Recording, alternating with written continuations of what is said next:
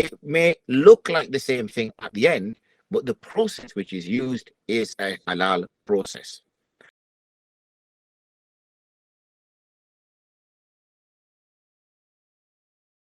But those of us who do come, say, from the Indian subcontinent and other countries will hear certain words like musharaka, sharaka, sharik. So those are words that might help us. Murabaha might be a little bit more difficult to understand.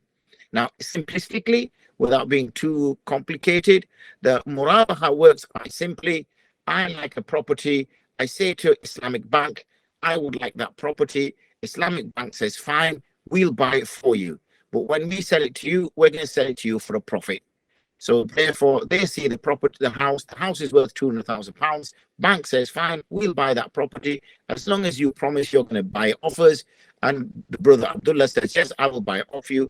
He makes a promise to purchase, which can become legally binding, obviously, in order to ensure that the bank is not left with a property it doesn't want. Now the bank sells that property for, say, 250,000 or even 300,000. Some people then argue, well, hold on a second here. Isn't it the same thing?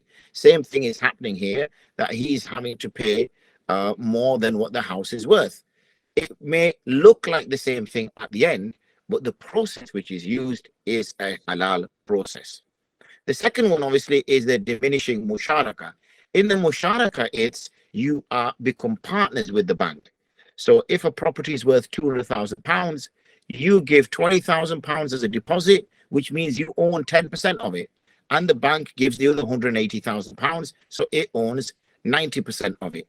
And what it will say to you is that over a course of 20 years, it will sell that 90% to you.